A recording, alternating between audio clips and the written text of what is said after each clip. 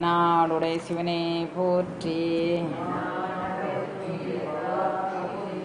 அருட்பெரும் ஜோதி அருட்பெரும் ஜோதி தனிப்பெருங்கருணை அருட்பெரும் ஜோதி எல்லாம் செயல்கூடும் என்னானே அம்பலத்தே எல்லாம் வல்லாந்தனையே ஏத்து. அப்பா நான் வேண்டுதல் கேட்டருள் புரிதல் வேண்டும். மாறுவிருட்கலாம் நான் அன்பு செயல் வேண்டும். எப்பாரும் எப்பதமும் எங்கெனும் நான் சென்றேன் நினது அற்புகளை எம்பிடல் வேண்டும். செப்பாதமே நிலை சுத்த சோமார்க்க சங்கம் திறந்தோங்க அருட்சோதி செலுத்தியிடல் வேண்டும். தப்பேது நான் செய்யணும் நீ பொறுத்தல் வேண்டும். தலைவன் என்னை பிரியாத நிலைமையும் வேண்டுவனே. புண்படா உடம்பும் புறைபடா மனமும் பொய்படா ஒழுக்கமும் பொறிந்தேன். கண்படாது இரவும் பகலும் என்னையே கருத்தில் வைத்தேத்துதற்கு செய்தேன். உண்பனேன் எனினும் உடுப்பனேனே எனினும் உலகரை நம்பிலேன். எனது நண்பனே நலம் சார் பண்பனே நினையே நம்பினேன் கைவிடையிலனே. திருச்சிற்றம்பலம். எல்லாம் அல்ல சிவபரம்பொருளின் திருவருட்கருணையினால் இன்று திருமூலர் திருமந்திரம் 4ஆம் தந்திரத்தில் நவாக்கரி சக்கரம் என்னும் தலைப்பில் இப்போ பார்த்துக்கிட்டு இருக்கிறோம்.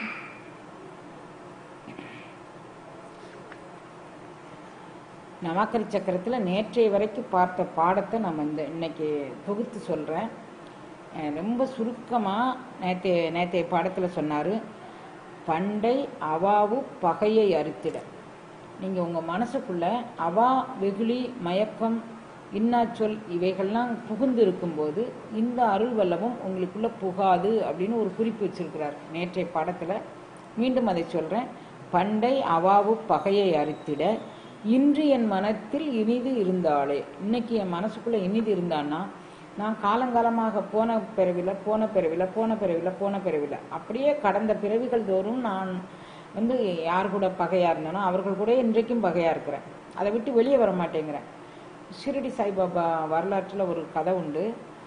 அந்த சென்னபசவப்பா அப்படிங்கக்கூடிய ஒரு ஆள் அடுத்த பிறவியில் பிறக்கும் போதும் அவருடைய பகையை மறவாமல் 2 பேரும் பாம்பும் தவளையுமா பிறந்திருக்காங்க. போன பிறவியில் அவங்க பகையை எப்படி நினச்சிக்கிட்டு இருந்தாங்களோ அதே பிறவியில் அடுத்த பிறவிக்கும் ஒரு பாம்பும் தவளையுமா பிறந்திருக்கிறாங்க. ஒரு அடியவர் பாபாவை எங்கள் வீட்டுக்கு நீங்கள் சாப்பிட வரணும் அப்படின்னு சொல்லி அவர் அழைக்கிறாரு.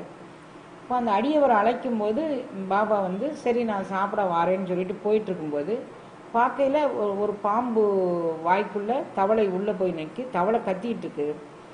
2 பேருமே என்னுடைய தொண்டர்களாக தான் இருந்தாங்க. ஆனால் அவங்க அவ்வளவு தொண்டர்களாக இருந்தும் அவர்களுடைய பகையை நான் எவ்வளவோ மாற்றி அமைக்க முயற்சித்தோம். அவர்கள் ஆணவ தாக்கம் காரணமாக அவரவர்கள் கொண்ட கொள்கையிலேருந்து அவங்க விடுதலையாக மறந்துட்டாங்க. அப்போ கிடைத்திருக்கிற மானுடம் கிடைத்தும் கிடைத்திருக்கிற ஒரு வழிகாட்டுதல் கிடைத்தும் அவர்கள் தன் நிலையை மறந்து அப்படி தெரிஞ்சதுனால இந்த பிறவில பாம்பும் தவளையுமா பிறந்திருக்கிறாங்க. இன்னும் எண்ணற்ற பிறவிகள் இந்த பகையை அவர்கள் மாற்றி அமைக்காத பட்சத்தில் இனிமேல் மானுடம் கிடைக்கிறது அரிது. அப்படி கிடைச்ச போது ஒரு வழிகாட்டுதல் கிடைக்கிறது அரிது. அந்த வழிகாட்டுதல் கிடைத்த பிறகு அதை தக்க வைத்து கொள்ளுதல் அரிது அப்படின்னு அவர் சொன்னதாக அந்த வரலாறு. இந்த கதையை நான் உங்களுக்கு ஏற்கனவே திருவாசக சிந்தனையிலே 2-3 முறை பதிவு பண்ணியிருக்கிறேன். அதனால் இந்த கதை சொல்லக்கூடிய பாடம் நமக்கு என்ன அப்படின்னு சொன்னால், நான் பண்டை அவாவு பகையை அரித்திட இன்று என் மனத்தில் இனிது இருந்தாலும். இன்றைக்கு நமக்கு நவாக்கரி சக்கரம் இனிது இருக்க வேண்டும் அப்படின்னு நீங்கள் எல்லாரும் பிரயாசப்பட்டு, அம்மா நாங்கள் ஓராண்டு காலம் இதை தியானிக்கிறோம், 5 ஆண்டு காலம் தியானிக்கிறோம், முறையாக தியானிக்கிறோம், இடையீடு இல்லாமல் தியானிக்கிறோம், அப்படியெல்லாம் நீங்கள் ஒரு பிடிப்பை உங்கள் மனசுக்குள்ளே ஏற்படுத்திக்கிட்டீங்கன்னா அந்த முறையாக இடையீடு இல்லாமல் ஓராண்டோ 5 ஆண்டோ, ஓராண்டு காலம் தியானிச்சா என்ன பலன்னு ஒரு பலனை சொல்றாரு, 5 ஆண்டு காலம் தியானித்தால் என்ன பலன்னு ஒரு பலனை சொல்றாரு. பிறவியே நீக்கி நீங்களே சிவமயமாக சிவப்பேரொளியில் நீங்கள் உங்களை கரைத்து கொள்ளலாம் அப்படின்னு ஒரு பகுதி சொல்றாரு. அப்ப சிவப்பேரொளியில் நம்மை கரைத்து கொள்ளும் வரைக்கும் இத்தனை ஆண்டுகள் நம்ம பக்குவமா நம்ம அதை பயன்பட்டாதான் நம்ம சிவப்பேரொளியில் நம்மை கரைத்து கொள்ள முடியும். இப்பதான் 1ஆவது வகுப்பு பாடத்துக்குள்ள எழுதுறதுக்கு கூட நம்ம சுழி போடலை. அதுக்குன்னே சிவப்பேரொளி எங்களுக்கு ஏமா கிடைக்கல, எங்களுக்கு ஏமா அந்த நவாக்கரி சக்கரம் எங்களுக்கு தெரியலை அப்படின்னு நீங்கள் நினைக்கிறீங்க. இவர் அதனால் சொல்றார், பண்டை அவாவு பகையை அரித்திட இன்று என் மனத்தில் இனிதிருந்தாள். நம்ம மனசுக்குள்ளே இனிது இருக்கணும்னா நம்ம அவாவை அறுக்க வேண்டும், வேறறுக்க வேண்டும். அதுக்கான முயற்சியாக எனக்கும் யார் மேலேயும் உள்ள பகையை என்னால் கண்ட்ரோல் பண்ண முடியலை. என்னால் என்னுடைய ஆணவ தாக்கத்தை நம்ம உணரணும். நமக்குள்ள ஆணவம் இருக்குது, நாம் அதை விட்டு முழுமையாக வெளியே வரணும்னு நம்ம உணராத பட்சத்தில் நான் ஆணவமான உயிர்னு நமக்கு தெரியவே செய்யாது. நான் எனக்குள்ளானதை நான் ஜஸ்டிஃபை பண்ண, நான் நல்லதுதான் செஞ்சுக்கிட்டு இருக்கேங்கிறத நியாயப்படுத்த நான் என் போக்கில் பேசிகிட்டே தான் இருப்பேன், என் போக்கில் சொல்லிகிட்டே தான் இருப்பேன். நம்மை உணர்ந்தால்தான் நாம் இறையை உணர முடியும். அதனால் இப்போ மணிவாசக பெருந்தகை சிவனென யானும் தேரினன் காண்க அப்படின்னு சொல்கிறார். சிவபெருமான்னு நான் தேர்தலுக்கே எனக்கு இவ்வளோ பிறவி வந்திருக்கு அப்படின்னாரு. நான் ஒரு தாயார் கற்பத்துக்குள்ள உருத்தெரியா காலத்தை உள்புகுந்து உளமண்ணி கருத்துருத்தி ஊன்புக்கு கருணையினால் ஆண்டு கொண்ட திருத்துருத்தி மேயான். அவன் அப்படி ஆண்டு கொண்ட போது தான் எனக்கு சிவனென யானும் தேறினன் அப்படின்னு சொல்கிறாரு. அது வரைக்கும் நான் ஒவ்வொரு பிறவியாக கழிஞ்சு எத்தனை பிறவிகளில் இப்படி இருந்தேன் அப்படின்னு சொல்லும்போது, நான் 1வது மாதத்தில் எப்படி இருந்தேன், 2வது மாதத்தில் எப்படி இருந்தேன், 5வது மாதத்தில் எப்படி இருந்தேன், 6வது மாதத்தில் எப்படி இருந்தேன், எல்லாம் சொல்லிட்டு வராரு. அப்போ தக்க தசமதி தாயோடு தான்படு துக்க சாகரம் தொல்லையில் பிழைத்து 10வது மாதம் தாய்க்கும் விடுதலை கொடுத்து எனக்கும் விடுதலை கொடுத்து நான் இந்த பிறவி வந்தேன். அப்புறம் வளர்ச்சியை பற்றி முழுசு சொல்லிக்கிட்டு இருக்கும்போது ஆண்டுகள் தோறும் அடைந்த அக்காலை ஈண்டியும் இருத்தியும் எனைப்பல விரைத்து என்னை எல்லா வகையிலும் பிழைக்க வச்சான். அவன் பிழைக்க வச்சாங்கிறது நான் பண்ணின சரணாகதியும் அவன் பண்ணின கருணையும் அப்படின்னு சொல்கிறாரு. அப்போ நம்மளும் என்ன பண்ணணும், நமக்கும் ஆணவம் இருக்குங்கிறத நமக்கு உணர தெரியாமல் இருக்கலாம். ஏன்னா நம்ம உயிருடைய ஆணவம் அவ்வளவு வலிமையானது, நம்மளை உணர விட்டாமல் செய்யக்கூடியது. சரணாகதி பண்ணி எனக்கு எது நல்லது எது கெட்டதுன்னு தெரியல பிரபு, எனக்கு நீ தான் வழித்துணையாகவும் தனித்துணையாகவும் நீ தான் நிற்க வேண்டும்.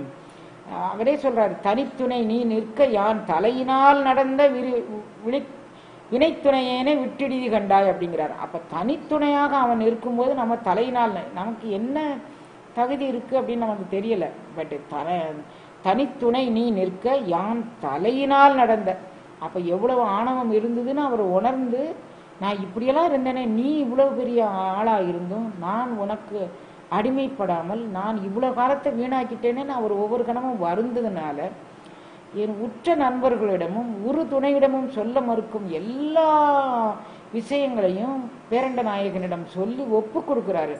நான் இப்படியெல்லாம் நான் இருந்தேன், எனக்கு 5 நாள் ஏறுண்டு நான் கிடந்தேன், எனக்கு இதுலேருந்து விடுதலை பண்ண தெரியல, நான் என்ன செய்யறதுன்னு எனக்கு தெரியாமல் இருந்தபோது இறைவன் எனக்கு எல்லாமாகவும் இருந்து அவன் வழிகாட்டினான் அப்படின்னு சொல்லி அவர் சொல்றாரு. அப்ப நம்மளும் என்னது செய்தன்னு தெரியாம அந்த பண்டை பகையை அறுக்க தெரியாமல் நம்ம இருக்கும்போது நமக்கு இறைவனே அதுலேருந்து விடுதலை பண்ணி தரணும் அப்படிங்கிறத அந்த பகைமையை அறுத்து நான் எனது என்பதை அறுத்து வாழ்ந்தால்தான் நமக்கு இந்த நமக்கறி நம்ம உள்ளத்துக்குள்ள போகும், உடலுக்குள்ள போகும், உணர்வுக்குள்ள போகும், அப்புறம் அருள் அனுபவம் இயல்பாக வந்துடும். இந்த ஹாரா தியானம் பற்றி நேற்றைக்கு 2-3 நாளைக்கு முன்னால் நான் சொல்லியிருந்தேன் நான் நினைக்கிறேன். இன்றைக்கு அந்த ஹாரா தியானத்தை பற்றி ஒரு அன்பர் எனக்கு தொலைபேசியில் தொடர்பு கொண்டு, அம்மா மீண்டும் இந்த ஹாரா தியானத்தை ஒரு தடவை நீங்கள் சொல்லிங்கன்னா அதை பின்பற்றுபவர்களுக்கு எளிமையாக இருக்கும்னு நான் நினைக்கிறேன். ஏன்னா எனக்கு அதில் முழுமையாக கேட்ட திருப்தி ஏற்படலை அப்படின்னு சொன்னார். நான் மீண்டும் ஹாரா தியானம் பற்றி சொல்கிறேன். ஹாரா தியானம் பின்பற்றக்கூடிய வழிமுறையை சொல்கிறேன். ஹாரா தியானம் என்பது நம்மளுடைய 6 ஆதாரங்களிலும் பாயும் ஆற்றலை நமக்குள் உணரும் ஒரு உணர்வு தான் ஹாரா தியானம் அப்படிங்கிறது. அந்த ஹாரா தியானத்தினுடைய மூல ஆற்றல் எங்கே இருக்குன்னா, நம்மளுடைய தொப்புள் நாபிக்கமலம்ங்கக்கூடிய தொப்புளுக்கு கீழே அதற்கு மேலே சுவாதிஷ்டான சக்கரத்திற்கு மேலே அந்த அந்த தியான அனுபவ மையம் இருக்கிறது. அந்த மையத்தை தொட்டு நாம் தொப்புளுக்கு கீழே 2 அங்குல இடைவெளி, இந்த இவ்வளவுதான் 2 அங்குல இடைவெளிங்கிறது, இவ்வளவு அகலம். அதற்கு கீழே மையப்புள்ளியை நம்ம தொட்டாதான் அதனுடைய பலன் கிடைக்கும். நமக்கு மையப்புள்ளி மாதிரி தெரிஞ்சானாலும் நமக்கு அது கிடைக்காது. அப்புறம் ஒரே நாளையில் கிடைக்கும்னு நம்ம எதிர்பார்க்கவும் கூடாது. நம்மளுடைய உணர்வு பூர்வமாக இது எப்படி உங்களுக்கு நான் ரொம்ப உங்களுக்கு லகுவாக சொல்லணும் அப்படின்னு வச்சுக்கோங்களேன். ஒரு ஓஸ் பைப்பில் நீங்கள் தண்ணி விடுறீங்க. ஓஸ் பைப்பு ஒரு மெல்லிய பைப்பு உங்கள்கிட்ட இருக்குது. அப்போ அந்த பைப்பில் நீங்கள் தண்ணி விடுறீங்க. அந்த தண்ணியை ஒரே சீராக அது பாய்ந்துக்கிட்டு இருக்கும். ஒவ்வொரு இடங்களில் ஓஸ் பைப்பை நீங்கள் சுற்றி வைக்கும்போது, இப்போல்லாம் அந்த ஓஸ் பைப்பெல்லாம் உங்களுக்கு நடைமுறையில் இல்லை. ஏன்னா பைப்லைன் நம்ம போட்டிருக்கிறோம், அதனால் நடைமுறையில் இல்லை. அந்த ஓஸில் அடைப்பு ஏற்பட்டிருந்துன்னு வச்சுக்குவோம் ஒரு பேச்சுக்கு. அந்த அடைப்பு வழியாக தண்ணீர் போகும்போது ஏற்கனவே வேகமாக வந்து கொண்டிருக்கக்கூடிய தண்ணீர் அந்த அடைப்பு வழியாக வரும்போது கொஞ்சம் அந்த இடத்துல தடங்கள் ஏற்பட்டு மிக மெதுவாக போகும். அதில் பாசி பிடிச்சோ வேற எந்த ஒரு காரணங்களாலும் அடைப்பு ஏற்பட்டிருக்கு. அந்த அடைப்புல இருந்து போகிறதுக்கு அது கொஞ்சம் சிரமப்பட்டு போகும். இது மாதிரி தான் நம்மளுடைய யோக மையங்களில் சில அடைப்புகள், அந்த அடைப்புகளுக்கு பேர் திரோதான மாயை அப்படின்னு பேர். மாயைங்கிறது இப்போ நம்ம இந்த இதில் சொன்னோம்ல, பண்டை அவாவு பகையை அரித்திட, நம்மளுடைய உடலுக்குள்ளே தேங்கி நிற்கக்கூடிய காமகுரோதாதி அந்த விகாரத்தை தரக்கூடிய அந்த சிந்தனைகளை அறுத்தால்தான், அறுக்கிறதுக்கு பேர் தான் இந்த ஹாரா தியானம். அந்த ஓஸ் பைப் வழியாக தண்ணி போகும்போது எப்படி பாசி படர்ந்த இடத்துக்குள்ள அந்த பைப் லைன் வந்து தடைபடுகிறதோ அந்த நீரோட்டம், அது மாதிரி நம்மளுடைய உணர்வு அலைகள் மேல் நோக்கி கிளம்பும்போது எல்லா சக்கரங்கள் வழியாக அது பாய்ந்து போக முடியாமல் இந்த மாயை வந்து இந்த பாசம் எப்படி அந்த ஓஸை தடை பண்ணி நிற்குதோ அது மாதிரி இது இருக்கும். இது இப்போ இந்த ஓஸ் மாதிரி இப்போ நம்ம உடம்புல வந்து எல்லாரும் இந்த இதய நோய் அடைப்பு இருக்கிறவங்களுக்கு ஒரு ஆஞ்சியோ பிளாஸ்ட் அப்படின்னு பண்ணுறாங்க. அதில் வந்து ஒரு பம்பிங் சிஸ்டம் வச்சு பண்ணுவாங்க. உள்ளே வந்து ஒரு பலூன் மாதிரி போகும். எங்கே அடைப்பு இருக்குதோ அந்த அடைப்பு அது நமக்கு காட்டிக்கிட்டே போகும். அந்த மீட்டரில் அது காட்டும். அது நம்மளே பார்க்கலாம் அது போகிறத காட்டும்போது. இது வந்து அடைப்புங்கிறது இது கொழுப்பு சக்தி அடைச்சிருக்கிறத, அந்த கொழுப்பு சத்து அடைச்சிருக்கிறத நமக்கு அந்த இரத்த ஓட்டத்தில் போக விடாமல் தடை பண்ணுவதை நமக்கு கம்ப்யூட்டரில் போட்டு நமக்கு அதை காட்டுறாங்க. அந்த மீட்டரில் என்னெல்லாம் ஓடுது அப்படின்னு. உண்மையிலேயே நம்மளுடைய மகான்கள் நம்மளுடைய நாடி நரம்புகளில் ஓடுற ஓட்டத்தை எது எது எங்கெங்கே தடைப்படுத்தி நிற்கின்றது, எந்த ஆற்றல் நம்மளை ஆட்கொண்டு நம்மளுக்கு அருமை காட்டக்கூடியதோ அதை அடைய ஒட்டாமல் தடுப்பதற்கு எந்தெந்த சக்திகள் நம்ம உடம்புல எங்கெங்கே தடை ஏற்படுத்துகின்றது அப்படிங்கிறத காட்டுவதற்கு இந்த யோக களஞ்சியங்களை நமக்கு அருளி செய்து நீங்கள் இதில் பயிற்சி முயற்சி உடையவர்களாக நீங்கள் வாழ்ந்தீர்களேயானால் உங்களுக்கு இந்த யோகம் மூலமாக உங்களுடைய உடல் அடைப்புகள் அனைத்தும் நீங்கும் அப்படிங்கிறதுக்காக வேண்டி இந்த பயிற்சி செய்கிறாங்க. இந்த பயிற்சியை நமக்கு கற்றுத்தராங்க. அப்போ நீ வந்து பண்டைய பகையை அறுத்தால்தான் உனக்கு வந்து இந்த ஞானம் கிடைக்கும் அப்படின்னு ஒரு நேற்றைய பாடத்தில் ஒரு மையப்புள்ளி வச்சிருக்கிறாரு. இந்த பண்டை பகையை அறுப்பதற்கான பயிற்சியில் இந்த ஹாரா தியானத்தை நம்ம மேற்கொண்டு செய்யும்போது நமக்கு எந்த உணர்வுமே தலைப்படலையம்மா, நாங்கள் முயற்சி பண்ணி பார்த்தோம், எங்களுக்கு எந்த உணர்வுமே தலைப்படலையம்மா அப்படின்னு சொன்னால், முதல்ல எடுத்த உடனேயுமே நமக்கு எல்லாம் கிடைச்சிரும் அப்படின்னு நம்ம நினைக்கிறது மிகப்பெரிய தவறு. கடந்த அருளாளர்கள் கூட நான் வந்து இதில் துவங்கினேன், எனக்கு இதெல்லாம் கிடைக்கல அப்படிங்கிறதுக்காக வேண்டி நான் அதை குறை சொல்ல மாட்டேன், எங்கிட்ட குறை இருக்குது, நான் இன்னும் கொஞ்சம் பண்படணும்னு எல்லா அருளாளர்களும் வேண்டி இருக்கிறாங்க. இப்போ நாம் என்ன வேண்டணும் அப்படின்னா, எனக்கு இந்த முழுநிலை அனுபவம் எனக்கு கைகூட வேண்டும். எந்த வகை செய்திடில் கருணை எந்தாய் நீதான் இறங்குவையோ அந்த வகையை நான் அறியேன், அறிவிப்பாரும் எனக்கு இல்லை. இப்போ இதை போய் நான் ஹாரா தியானம் எப்படி பண்ணணும் அப்படின்னு சொல்லி போய் கேட்டேன்னா யாரும் எனக்கு சொல்லித் தருவார்கள் யாரும் இல்லை. இப்போ சொல்லித் தருபவர்கள் யாரும் இல்லாத ஒரு நேரத்தில், இல்லாட்டி சொல்லி தருபவர்கள் அதற்கான வழித்துறையோடு சொல்லித்தர மறுத்திருக்கலாம், அல்லது நமக்கு தகுதி இல்லாமல் இருக்கலாம். ஏதோ ஒன்று நம்மை அடைய விடாமல் செய்கின்றது. நான் அதையெல்லாம் தாண்டி ஒரு திருமூல தேவநாயனார் நமக்கு என்ன சொல்லித்தாராங்கிறத நான் எந்த அளவு உணர்ந்து கொண்டேனோ, எனது அனுபவத்தில் எது சித்தியாயிற்றோ அதை நான் உங்களுக்கு சொல்ல முயற்சி பண்ணுறேன். பரிபூர்ணமாக சொன்னேனா சொல்லலையான்னு தெரியலை. ஆனால் நீங்கள் கேட்குற ஆர்வத்தை வச்சு பார்க்கும்போது இந்த ஹாரா தியானம் என்பது எந்த வகையில் நமக்கு பயன்படும் அப்படின்னா, உந்தி கமலத்திற்கு 2 அங்குல இடைவெளி, 2 அங்குலம் கீழ் நோக்கி அதுக்கு நேரம் மையப்புள்ளியே நம்ம தேர்ந்தெடுக்கணும். அந்த மையப்புள்ளி எல்லாருக்கும் எல்லா நேரத்திலும் கை வராது அப்படிங்கிறத நீங்கள் மனதில் புரிந்து கொள்ளுங்கள். ஏன்னா இது மிக நுட்பமான ஒரு இடம். இதை புரிந்து கொண்டு அந்த மையப்புள்ளியில் நீங்கள் கை வைக்கும்போது உங்களுடைய அதாவது மூல ஆற்றல் ஏற்படக்கூடிய ஒரு சிறு உணர்வு அந்த மையப்புள்ளியும் கடந்து அப்படியே நீங்கள் ஸ்டெதாஸ்கோப் காதில் டாக்டர்கள் மாட்டியிருக்கதை பார்த்துருப்பீங்க. அது மாதிரி ஸ்ட்ரெத்து மாற்றி அது எப்படி நமக்கு கீழே அப்படி வருமோ அது மாதிரி அந்த மையப்புள்ளியிலிருந்து மூல ஆற்றலிலிருந்து எழும்பக்கூடிய மிக நுண்மையான ஒரு நரம்பு, அது மயிரிழையை விட மிக மென்மையானது.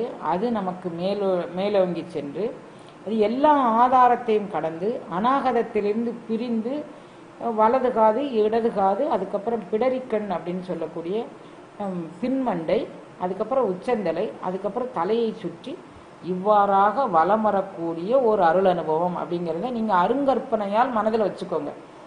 உங்களுக்கு அனுபவப்படும் போது ஓ இதை தான் வந்து திருமூல தேவநாயனார் இதில் பதிவு பண்ணியிருக்கிறாரு, நவாக்கரியில் பதிவு பண்ணியிருக்கிறாரு, ஹாரா தியானம்ங்கிறது. இதை வந்து வெளியே சொல்கிறவங்க மூலபந்தனம், ஒட்டியான பந்தனம், ஜாலாந்திர பந்தனம்ங்கக்கூடிய பந்தனம் மூலமாக இதை மேலெழும்ப செய்யலாம் அப்படிங்கிறத நான் நேற்றைக்கும் பதிவு பண்ணியிருக்கிறேன். மீண்டும் பதிவு பண்ணுறதுக்கு என்ன காரணம், சில அன்பர்கள் எங்களுக்கு விளங்கலை அப்படின்னு சொன்னாங்க. அதனால் மீண்டும் நான் சொல்கிறேன், இந்த அருள்நிலையில் நீங்கள் இதை கொண்டுட்டு போனீங்கன்னா உங்கள் காதில் முதல்ல நாத துவனி கேட்க ஆரம்பிக்கும். இது ஒரே நாளையில் எதிர்பார்க்காதீங்க. ஏன்னா நவாக்கரி மந்திரத்தையே அவர் சொல்கிறாரு, நீ 5 ஆண்டு காலம் நீ பயிற்சி பண்ணாதான் இதனுடைய பூரணத்துவத்தை அடைய முடியும் அப்படின்னு சொல்கிறாரு. அப்போ நம்ம இன்றைக்கு ஒரு நாளைக்கு மந்திரத்தை சொல்லிட்டு நாளைக்கு உடனே நமக்கு பழம் உடனே அறுவடை ஆயிடும். செடியை தான் நட்டு வச்சுருக்குறோம், அது வளர்ந்து அது ஏற்கனவே இந்த வேலி போட்டு அதில் ஆடு மாடுகள் மேயாமல் பாதுகாத்து, அப்புறம் நோய் நொடிகள் தாக்காமல் பாதுகாத்து, அதுக்கப்புறம் அது பூக்க விட்டு பூ உதிர்ந்துடாமல் அதை பாதுகாத்து, அதுக்கப்புறம் அதில் காய் வந்து அதுக்கப்புறம் பழம் வந்தால் தான் பழம் சுவையாக இருக்கும். நமக்கு அந்த பழத்தோடைய அருமை தெரியும். நமக்கு உடனே கிடச்சிருச்சுனாலும் பழத்தோடைய அருமை நமக்கு தெரியாது. அதனால் என்றாவது ஒரு நாள் இது நமக்கு கிடைக்கும் அப்படிங்கக்கூடிய நம்பிக்கையில் நீங்கள் இதை பண்ணுங்கள். கட்டாயம் இறைவன் வந்து, ஏன்னா அவனுக்கு நம்மளை விட்டால் வேறு ஆள் கிடையாது. நான் இறைவன்ட்டு அப்படி தான் கேட்பேன், என்னை விட்டால் உனக்கு வேற ஒரு பிள்ளை கிடைக்காது, நீ நல்லா தெளிவு பண்ணிக்க, நான் இந்த அனுபவம் வரணும்னு நான் விரும்புகிறேன், என்னை விட்டால் வேற உனக்கு ஒரு பிள்ளை கிடைக்காது. இந்த மாதிரி உன்கிட்ட கெஞ்சி கெஞ்சி கூத்தாடி எனக்கு இது வேணும்னு என்னால் வெளியவும் போக முடியலை, வீட்டுள்ளேயும் வர முடியலை. நான் நினைக்கிறது இந்த விருத்திர அதாவது சதுர் சுலோகம் அப்படின்னு ஒரு பாடம் உண்டு. விருத்திராசுரன்கக்கூடியவன் 4 சுலோகத்தினால இறைவனை அடைய வேண்டும் என்று அவனுடைய கடைசி அந்திம காலத்தில் இந்திரனுக்கும் அவனுக்கும் பகை நடந்தது. விருத்திர சதுர் ஸ்லோகி அப்படின்னு இதுக்கு பேர். விருத்திராசுரன் 4 மந்திரங்களால் இறைவன் அடைந்தான். அந்த 4 மந்திரங்களையும் சொல்கிறாரு, நான் வந்து உன்னை இங்கே நின்று கூப்பிடுறேன், யார் மாதிரி கூப்பிடுறேன்னு பாரு. ஒரு பெண்ணை தனியாக விட்டுட்டு கணவன் வெளிநாடு போயிட்டான். இப்போ உள்ள பெண்கள் மாதிரி இல்லை, அவன் விருத்திராசுரன் காலத்தில் உண்டான பெண் மாதிரி அவர் சொல்கிறார். அப்போ அந்த பெண் வந்து வீட்டை விட்டு வெளியே வந்து, என் கணவன் இப்படி ஊருக்கு போயிட்டாரு, நான் அவனை தேடி நான் அவனுடைய வரவை எதிர்பார்த்து நிற்கிறேன் அப்படின்னு அவள் சொல்ல முடியாமல், ஆனால் அந்த உணர்வுகள் தினமும் இன்றைக்கு என்னுடைய கணவன் வந்து விடுவாரா, நாளைக்கு வந்து விடுவாரான்னு ஏக்கத்தில் தினமும் மாலை பொழுதான உடனே அவள் அந்த கணவனுக்காக வேண்டி ஏங்கி ஏங்கி நிற்கிற மாதிரி, நான் உன்னுடைய வரவிற்காக ஏங்கி நிற்கிறேன், நான் வந்து வாழ்ந்த வாழ்க்கை போதும் நிறைவு பெற்று விட்டது, நான் இறைவா உன்னோடு கலந்து கொள்ள துடிக்கிறேன் அப்படின்னு ஒரு ஸ்லோகத்தில் சொல்கிறாரு. இன்னொரு ஸ்லோகத்தில் சொல்கிறாரு, ஒரு தாய்ப்பறவை தன்னுடைய குஞ்சை கூண்டில் விட்டுட்டு அது பறந்து போயிடுச்சு. அந்த சிறகு முளைக்காத தாய்ப்பறவை வயிறும் பசிக்கு, சிறகு முளைக்காத குஞ்சு பறவை வயிறும் பசிக்குது, தாயும் இன்னும் வரக்கானோம், பறக்கவும் தெரியாது சிறகு இல்லாதனால. அந்த நேரத்தில் துடிச்சு தாய்க்காக வேண்டி எப்படி ஏங்குமோ அது மாதிரி இறைவா நான் உன்னை நினைத்து ஏங்குகின்றேன் அப்படின்னு சொல்கிறாரு. அப்போ அந்த விருத்திராசுரன் ஏங்குற மாதிரி தான் நானும் இறைவா உனக்காண்டி நான் ஏங்கிக்கிட்டு இருக்கிறேன், எனக்கு எப்போது அருள் புரிவாய்னு நான் ஒவ்வொரு கணமும் வேண்டும் போது, என்னுடைய வேண்டுதல் எல்லை கடந்து போகும்போது இறைவன் எனக்கு எந்தெந்த அனுபவத்தை எப்போது தர முடியுமோ அந்தந்த அனுபவத்தை அப்போது தந்து என்னை இந்த வாழ்வு வரைக்கும் அவன் கொண்டுட்டு வந்திருக்கிறான். அப்போ நீங்களும் அது மாதிரி கேளுங்க, உங்களுக்கு கட்டாயம் கிடைக்கும். என்னை விட உங்களுக்கு தான் தகுதி அதிகம். ஏன்னா நான் எந்த இதுலையுமே முயற்சி பண்ணலை. நான் வந்து வேலைக்கு போயிட்டு வந்து அப்புறம் பொண்டாட்டி பிள்ளைகளுக்கு பதில் சொல்லி அதுக்கப்புறம் நான் சாப்பிட்டு அப்படி இல்லை, நான் பேசாமல் இருந்து அப்படியே என் வாழ்நாளை கழிச்சிட்டேன். நீங்கள் என்னை விட சிறந்த அடியவர்கள், இவ்வளவு பேரையும் பார்த்துட்டு அப்புறம் இறைவனையும் தேடி இவ்வளோ உடல் உழைப்பு உழைச்சிட்டு நீங்கள் இவ்வளோ பேர் வந்திருக்கீங்க அப்படின்னா இதுதான் திருமந்திரம் உங்களுக்கு பண்ணின மிகப்பெருங்கருணை. அதனால் நீங்கள் வந்து என்னை விட சிறந்தடியார் அப்படிங்கிறதுனால சிறந்தடியார் சிந்தனைகள் இறைவன் தேனூறி நிற்பான், உங்கள் இதயத்துக்குள்ளேயும் தேனூறி நிற்பான். இந்த அருட்கருணையை நீங்கள் வந்து லகுவாக நீங்கள் நினைக்க வேண்டாம். இது பெருங்கருணை பேராறு, இது செய்த கருணை மிகவும் அளவற்றது. நீங்கள் இதை நேசிங்க. அப்போ இந்த காராத்தியானத்தை நீங்கள் செய்யும்போது அந்த தொப்புளுக்கு 2 அங்குலம் கீழே தொட்டு அழுத்தம் கொடுத்துக்கிட்டுங்க. ஒரு 15 நிமிட நேரம் மனதையும் உடலையும் உணர்வையும் அதிலே செலுத்துங்க. அதில் எந்த மாறுதல் ஏற்படுது அப்படிங்கிறது அதை மட்டும் பாருங்கள். அந்த நேரத்தில் நம்ம வீட்டு வேலையை பற்றியோ அல்லது ஆஃபீஸ் வேலையை பற்றியோ அல்லது நண்பர்கள் சுற்றம் யாராவது என்னையாவது நம்மளை சொல்லியிருந்ததை பற்றியோ எதை பற்றியும் சிந்திக்க வேண்டாம். சிந்திக்க ஓடும் மனது. அப்போ அதை தடுத்து நிறுத்து, நான் இதுக்குள்ளே தான் நிற்கணும் அப்படிங்கிறத நிற்க வைங்க. எல்லாம் உங்கள் கூட இருந்து செய்வார். இது இப்படி ஒரு அருங்கற்பனையினால் வச்சுக்கோங்க. இந்த உணர்வு மேலெழுந்து ஏரொளி சக்கரத்தினுடைய தன்மை மாதிரி தான். எல்லா அருள் அனுபவம் ஒன்று தான், ஆனால் ஒன்றுன்னு சொல்லவும் முடியலை. அவர் ஒவ்வொரு இடத்துக்கு சொல்கிறாரு. குண்டலினி ஆற்றலாக இருக்கும்போது அவள் குண்டலினி அப்படிங்கக்கூடிய பேராக இருக்கிறாள் மூலாதாரத்தில் இருக்கும்போது. அதற்கு மேல் வளர்ந்து வரும்போது ஒவ்வொரு பேர், வாலா பரமேஸ்வரி, உன்மனாதேவி, அப்புறம் ஏரொளி, அப்படி ஒவ்வொரு பெயரை அவளுக்கு சூட்டுறாரு. அவரே சொல்கிறாரு, இந்த மூல ஆற்றலில் இருக்கக்கூடிய அருள் வல்லவன்னா திரோதான மாயைகளை கடந்து மேலேறும்போது வெவ்வேறு விதமான பெயர் வகிக்கிறது. அதனால் இதுவா அதுவான்னு நீங்கள் குழம்ப வேண்டாம்னு அடிக்கடி நமக்கு நினைவுறுத்திக்கிட்டே வராரு. இப்போ நமக்குள்ளே இருக்கக்கூடிய ஆற்றல் தான் இந்த நவாக்கரி சக்கரமாக நமக்கு மேலெழும்புகிறது. அப்போ நவாக்கரியினுடைய தன்மை இவ்வாறு இருக்கிறது. பாலா பரமேஸ்வரியாக அவன் நிற்கிறான். அவன் அதையும் கடந்து உன்மனா தேவியாக இருக்கிறாள். பாலைங்கக்கூடியவள் ஸ்ரீம் அப்படிங்கக்கூடிய மந்திரத்திற்கு ஆதார ஆற்றலாக விளங்கக்கூடியவள் அப்படிங்கிறதெல்லாம் பற்றி இன்னைக்கு இதில் சொல்கிறாரு. இப்போ நம்ம இதை நினைவு வச்சுக்கிட்டு நீங்கள் இந்த மந்திரத்தை நீங்கள் இன்னும் நாளைக்கு ஏதாவது உங்களுக்கு சந்தேகம் இருந்தால் கூட கேளுங்க. எனக்கு என்னுடைய சிற்றறிவுக்கு எட்டியவன்னா நான் உங்களுக்கு அதை விளக்க அளிக்கிறேன்.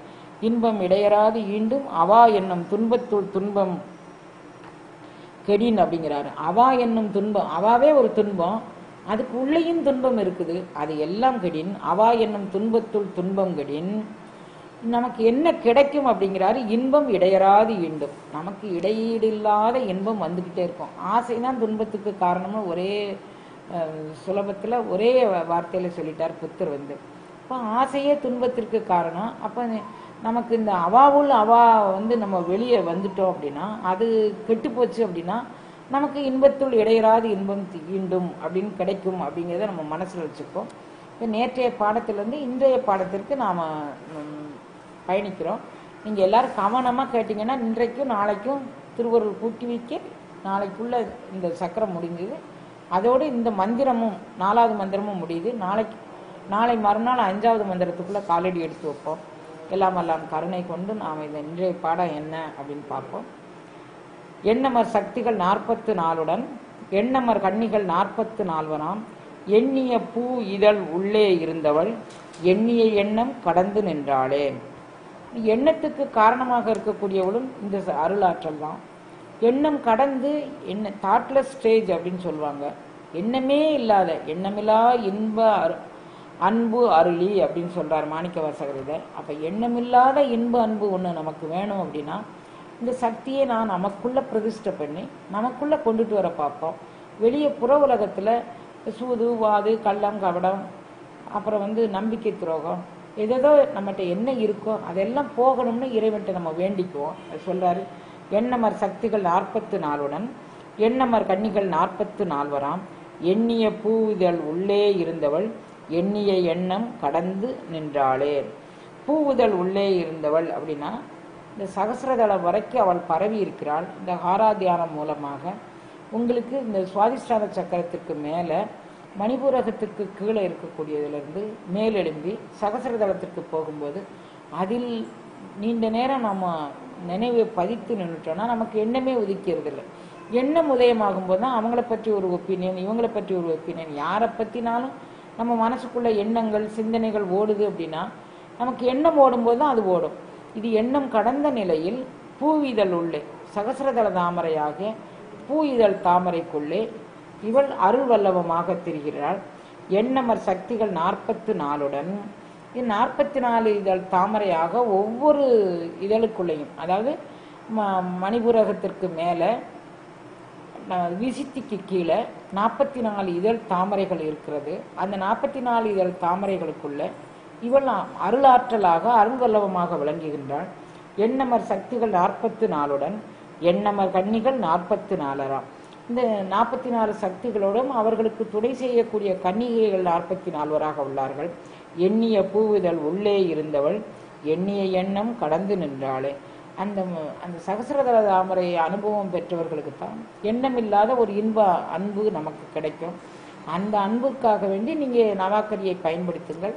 நவாக்கரி சக்கரத்தை நீங்கள் இடையீடு இல்லாமல் நீங்கள் ஓராண்டு காலம் 5 ஆண்டு காலம் உச்சரிச்சிங்கன்னா அது தடைபடாமல் உச்சரித்து வந்தீர்கள்னா உங்களுக்கு இந்த அருள் அனுபவம் எல்லாம் உங்களுக்கு கிடைச்சிரும் அப்படிங்கிறாரு. கடந்த இப்போ நம்ம வந்து 12வது வயதில் ஏற்கனவே வந்து அட்டாங்க யோகத்தில் சொல்லும்போது சொன்னார், 12 வயதில் ஒருத்தங்க இந்த அட்டாங்க யோகத்தை தொடங்க ஆரம்பிச்சிங்கன்னா 24 வயதுக்குள்ளே பரிபூர்ண ஆற்றலை பெற்று விடுவாங்க. 16 வயதில் தொடங்க ஆரம்பிச்சிங்கன்னா 4 ஆண்டு காலம் அவங்களுக்கு 32 வயசு வரைக்கும் ஆகும் இந்த அருள் வண்ணவத்தை பெறுவதற்கு அப்படின்னு சொல்கிறாரு. இப்போ நாம் வந்து இப்போ நம்மளை மாதிரி எனக்கு கால் சமணம் போட்டே உட்கார முடியலம்மா, தந்தரையிலே உட்கார முடியலம்மா, வாசியவே கவனிக்க முடியலம்மா, குறைஞ்சபட்சம் நீங்கள் நவாக்கரிய ஓராண்டு காலம் இடைவெளி இல்லாமல் சொல்லுங்கள், உங்களுக்கு இந்த அருள் வல்லவங்கெல்லாம் கிடைக்கும்னு நம்மளை அப்படியே கையை பிடிச்சி பையவே கொடுப்போம் வந்து பாசமனம் தாழ் உருவுறாரு. இப்போ நம்ம மெதுவாக கொண்டுட்டு போய் அவர் கூட்டிகிட்டு போகிற பாதை வழியே நம்ம போகணும். அப்படிங்கிறதுக்கு முதல்ல காலை பொழுதுலேயே நம்ம ஒரு சங்கல்பம் பண்ணிக்குவோம். இந்த ஹாராத்தியானம் மேற்கொள்ளுதவர்கள் அதிகாலை பொழுது எழுந்திருக்கும் போதே இந்த ஹாராத்தியான எண்ணத்தோடு எழுந்திரிச்சிங்கன்னா இதுவே உங்களுக்கு ஓராண்டுக்குள்ளே உங்களை செம்மைப்படுத்தி தரும் அப்படின்னு ஒரு உத்தரவாதம் கொடுக்குறாரு. எண்ணமர் சக்திகள் 44 எண்ணமர் கன்னிகள் 44 வராம். எண்ணிய பூ இதழ் உள்ளே இருந்தவள் எண்ணிய எண்ணம் கடந்து நின்றாள். எண்ணமில்லாத ஒரு இடத்துல சக்திகள் சூழ நின்று நம்மை அரவணைத்து அள்ளி கொண்டு செல்கின்றாள் அப்படின்னு சொல்றாரு. கடந்தவள் பொன்முடி மாணிக்கத்தோடு தொடர்ந்து அணி முத்து பவளம் கச்சாக படர்ந்த அல்குல் பட்டாடை பாதச்சிலம்பு மடந்தை ஸ்ரீ அவள் வந்து நின்றாள். ஸ்ரீ அப்படின்னா ஸ்ரீங்கக்கூடிய மந்திரத்திற்குரிய சக்தியாக அவள் நம் முன் வந்து நின்றாள் அப்படிங்கிறாரு. மடந்தை ஸ்ரீ அவள் வந்து நின்றாள். இவள் எப்படி வந்து நிற்கிறாள் அப்படின்னா, கடந்தவள் பொன்முடி மாணிக்கத்தோடு எல்லாம் எண்ணங்கடந்து நிற்கக்கூடியவள். யாரெல்லாம் வந்து எனக்கு உருவத்திருமேனியில் காட்சி கொடுக்கணுமா அப்படின்னு நீங்கள் வேண்டுறீங்களோ உங்களுக்கு ஒரு உருவத்திருமேனியாக அவள் உங்கள் முன் நிற்கிறாள். அப்போ அதில் பொன்முடி தலையில் வந்து பொன்னாலான ஒரு கிரீடம் தரிச்சிருக்கிறாள். மாணிக்கத்தோடு தொடர்ந்து அணி முத்து பவளம் கச்சாக, அதோடு அந்த அவள் கவித்திருக்கக்கூடிய அந்த கிரீடத்தில் என்னெல்லாம் இருக்குது அப்படிங்கிறார். மாணிக்கம் இருக்குது, முத்து இருக்குது, பவளம் இருக்குது. இது தவிர கழுத்தில் வந்து நிறைய மாலைகள் அட்டி ஆரம் போன்றவை போட்டிருக்கா. பவளம் கச்சாக படர்ந்த அல்குல் பட்டாடை, இடுப்பில் வந்து பட்டாடை சாத்தி உள்ளார். பாதச்சிலம்பு, காலில் வந்து சிலம்பு அணிந்திருக்கிறாள். மடந்தை ஸ்ரீ அவள் வந்து நின்றாள். இந்த மாதிரி எனக்கு தோற்றத்தில் அவள் காட்சி கொடுத்து என் முன்னால் வந்து நிற்கிறாள் அப்படின்னு அவர் சொல்கிறாரு. இப்போ நம்ம வந்து இந்த வாலா பரமேஸ்வரியை பாலை அப்படிங்கக்கூடியதில், குமரிங்கக்கூடியதில், குண்டலினிங்கக்கூடியதில், உண்மனாங்கக்கூடியதில் நீங்கள் எந்த வகையிலெல்லாம் நீங்கள் நினைக்கிங்களோ அந்த வகையில் உங்களுக்கு முன்னாலும் தோற்றம் கொடுப்பாள், உயிர் உணர்விலும் நின்று உங்களுக்கு அருள் அனுபவம் கொடுப்பாள் அப்படின்னு சொல்கிறார். நின்ற இச்சக்தி நிரந்தரமாகவே கண்டிடும் மேறு அணிமாதி தானாக பண்டைய வாளின் பகட்டை அறுத்திட ஒன்றிய தீபம் உணர்ந்தார்க்கு உண்டாமே. இப்போ பண்டைய வானின் பகட்டை அறுத்திட, இந்த முதல்ல சொன்னார் உடல்ல மனதுக்குள்ள இருக்கக்கூடிய பகையை அறுத்திட உங்களுக்கு ஞானம் வருனாரு. இப்போ பண்டைய வானின் பகட்டை அறுத்திட, நான் நிறைய படிச்சிருக்கிறேன், எனக்கு திருவாசகம் புஸ்தகம்மா, உங்கள் கருணை நாளம்மா 658 பாடல் எனக்கு தலைபாடம் அப்படின்னா, அப்போ அந்த பாடத்தை உணர்வு பூர்வமாக நம்ம படித்தானாலே 658 பாடம் வந்து நம்மை பண்படுத்தி நம்மளை ஒரு மேலான நிலைக்கு கொண்டுட்டு போயிருக்கோம். அது கொண்டுட்டு போகல.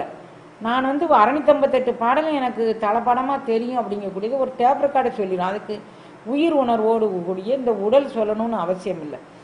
அப்போ நம்ம உயிர் உணர்வில் நின்று அது எண்ணமில்லா இன்ப அருளை தருவதாக இருந்தால் நம்ம திருவாசகத்தை படிச்சிருக்கேன்னு சொல்லலாம். இப்போ பண்டை வானின் பகட்டை அறுத்திட, நீ வந்து வாய் ஞாலம் பேசி யார்கிட்டையும் வாத பிரதிவாதம் பண்ணுவதற்காக வேண்டி நீ நிறையா சாத்திர நூல்கள் அறிவு நூல்கள் இவைகள்லாம் படிச்சிருந்தேன்னா அவை உன்னுடைய உணர்வு நிலையை உணர்வு நிலை தலைப்பட்டார் எப்படி இருப்பாங்க? யார் வந்து நம்ம முன்னால் என்ன வாதம் பண்ணாலும் என்ன பிரதிவாதம் பண்ணாலும் என்ன நம்மளை உலுக்கி எடுக்கிற மாதிரி பேசினாலும் இவைகள்லாம் உண்மைக்கு புறம்பானது. இவர்கள் தெரிந்த ஞானம் இவ்வளோதான். இதுக்கு இவங்ககிட்ட பிரதிவாதமாக நம்ம பேசினா எந்த பிரயோஜனமும் வரப்போறதில்லை அப்படிங்கக்கூடிய அமைதி தான் நமக்கு வரணும். அவங்ககிட்ட போய் இல்லை நான் இவ்வளோ படிச்சிருக்கேன் இவ்வளோ செய்திருக்கேன்னு நம்ம வெளிப்படுத்தணும்னா, இப்போ பண்டை வானின் பகட்டு நம்மகிட்ட இருக்குது. நம்ம வந்து உணர்வில் உணர்ந்திருந்தோம்னா வெளியே வந்து வாத பிரதிவாதத்துக்கு போயிருக்க மாட்டோம். அப்போ உணர்வில் உணராதனால வாதமும் பிரதிவாதமும் எழுங்குது, தர்க்கமும் குதர்க்கமும் எழும்புது. அதிலிருந்து விடுதலை பெறுவதற்கு இந்த சக்தி துணை நிற்க வேண்டும். நின்ற இச்சக்தி நிரந்தரமாகவே அவள் வந்து தோன்றுவா, சில நேரம் தோன்றி சில நேரம் மறைஞ்சிருவா. அப்போ இந்த அருள்நிலை எல்லா அருளாளர்களுக்கும் கிடைச்சிருக்கு. அது தோன்றும் போது அதனுடைய அருள்நிலையில் அப்படியே அவங்க மெய்மறந்து இருப்பதும், திரும்ப அது தங்களை விட்டு போகும்போது நான் எனது என்பது கொஞ்சம் தலையெடுக்கிறதும் இயல்பாக இருந்திருக்கு. அப்போ அது தலை தூக்கும் போது மெய்யை உணர்ந்த மெய்ஞானிகள் இவை எனக்கு தலை தூக்கக்கூடாது, நிரந்தரமாய் வேண்டும் எனக்கு அப்படி கேட்குறாரு மணிவாசகர். இவர் இதை கேட்குறாரு. நின்ற இச்சக்தி நிரந்தரமாகவே கண்டிடும் மேரு அனிமாதி தானாகி. இப்போ மேருங்கக்கூடியதில் இந்த சக்தி 44 சக்திகள் இருக்குன்னா புறத்தே நம்ம வழிபடக்கூடியதில் மேரு அப்படிங்கக்கூடியதை வச்சு புறத்தில் அதில் 44 கோணங்கள் இருப்பதாக பாவித்து அந்த கோணங்கள் அதில் இருக்குது மேரில். அந்த கோணங்கள் வடிவாக அந்த சக்தி இருக்கிறான்னு சொல்லணும். நம்ம அருள் வல்லபத்துக்கு வரும்போது உச்சந்தலையில் அந்த மேருவினுடைய அந்த சக்கரம் அப்படியே அணிஞ்சிருக்கு. அது உச்சந்தலையில் மட்டும் இல்லை, எந்த இடங்கள்லாம் தோணணுமோ அந்த இடங்கள்லாம் அருள் வல்லபத்தை நாம் பெற்றோம்னா இயல்பாக அந்த சக்தி அந்தந்த இடங்கள்ல பொருந்தி நிற்பான். அப்போ அந்த ரேகைகளும் இந்த கோடுகளும் நீங்கள் மேருல இருக்குன்னு நீங்கள் நினைக்காதீங்க. உங்களுடைய மேருவாகிய அந்த மகாமேரு மண்டலம்ங்கக்கூடிய உச்சந்தலைக்கையில் இந்த சக்தியினுடைய அருள் வெளிப்பாடு இருக்கு. நின்ற இச்சக்தி நிரந்தரமாகவே கண்டிடும் மேரு அனுமாதி தானாகி பண்டையவானின் பகட்டை அறுத்திட ஒன்றிய தீபம் உணர்ந்தார்க்கு உண்டாமே. அப்போ நம்மளுடைய சாஸ்திர அறிவுகள்லாம் கெட்டுப்போன இடத்துல, சாஸ்திர அறிவுகள் மங்கி போன இடத்துல, அது தலை தூக்காத இடத்துல தான் இந்த உணர்வுங்கக்கூடிய தீபம் தலைப்படும்.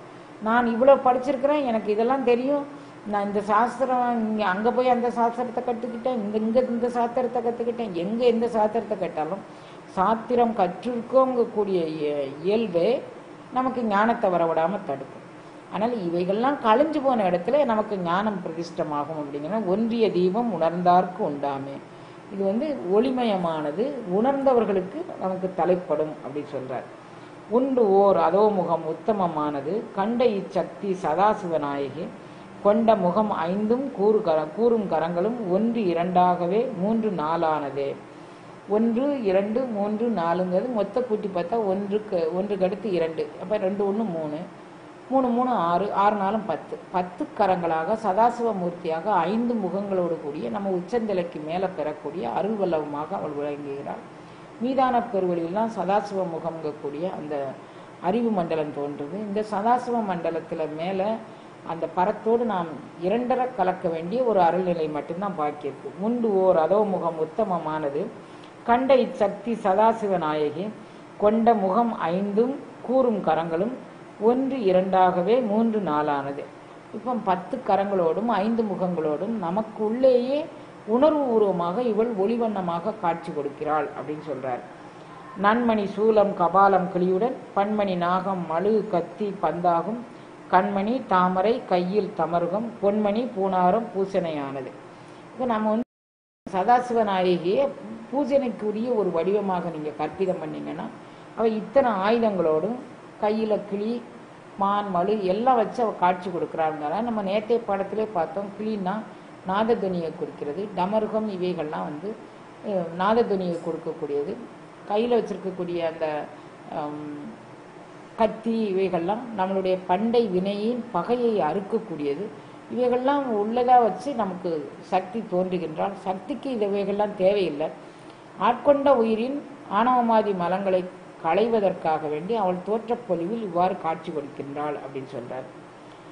பூசணை சக்திகள் 5 சூழவே நேசவள் கன்னிகள் 40 நேரதாய் காசினி சக்கரத்துள்ளே கலந்து அவள் மாசடையாமல் மகிழ்ந்து இருந்தார்களே. இந்த காசினி சக்கரங்கிறது உலகத்துக்கு தோற்றுவாயாக இருக்கக்கூடிய மகாமேருங்கக்கூடிய சக்கரம்.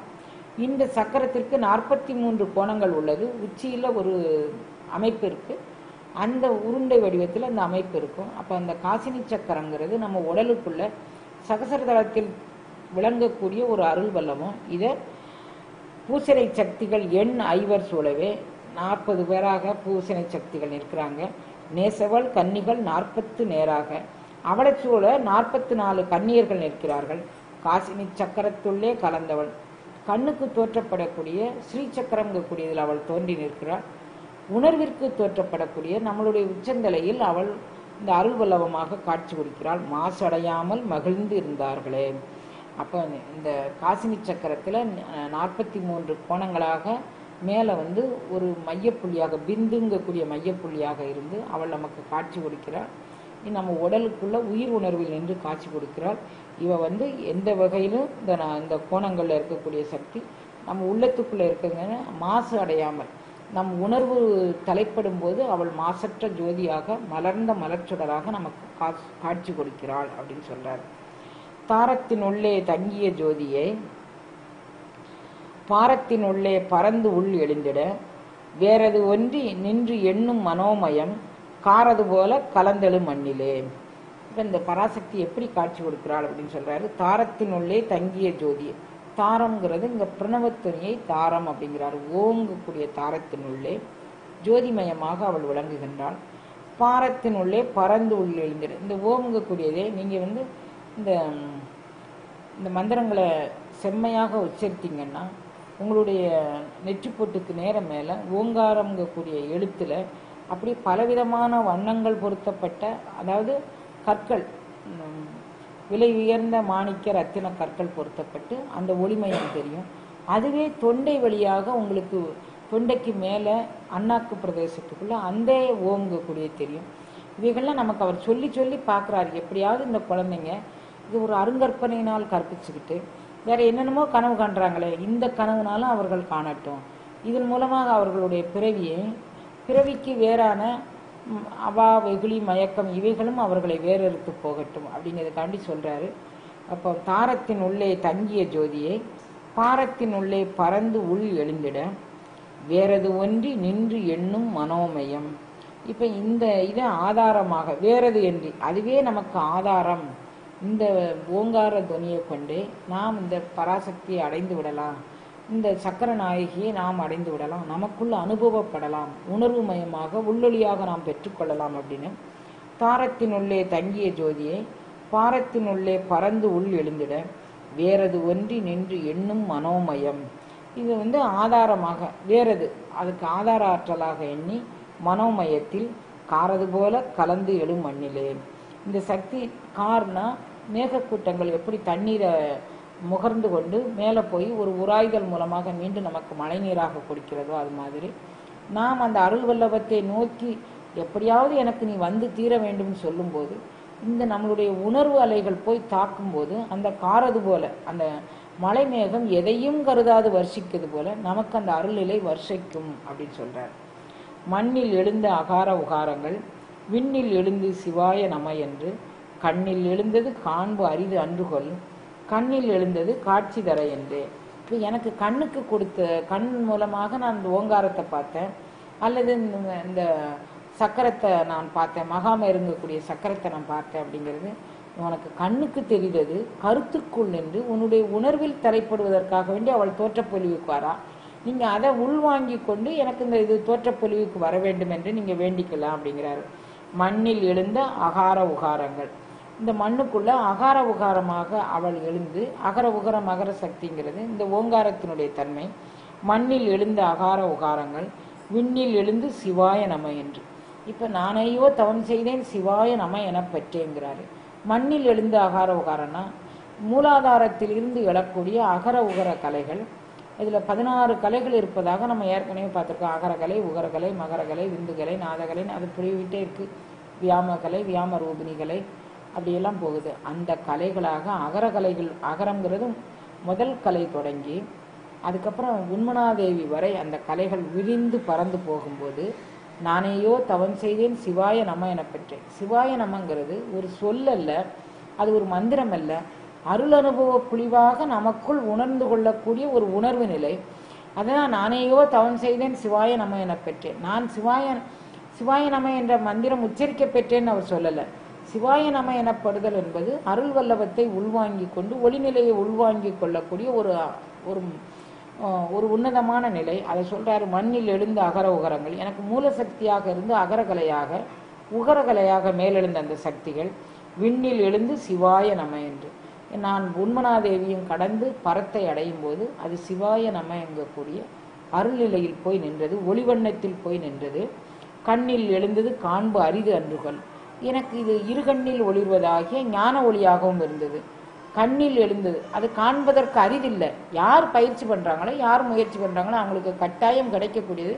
நீங்கள் அரியதுன்னு நினைக்க வேண்டாம். கண்ணில் எழுந்தது காண்பு அரிது அன்றுகொள், கண்ணில் எழுந்தது காட்சி தர என்று. இப்படியெல்லாம் அந்த சக்தி இருக்கிறான்னு உங்களுக்கு விளக்கி தருவதற்காக வேண்டிதான் அவங்க இந்த நிலையை வச்சிருக்கிறார்.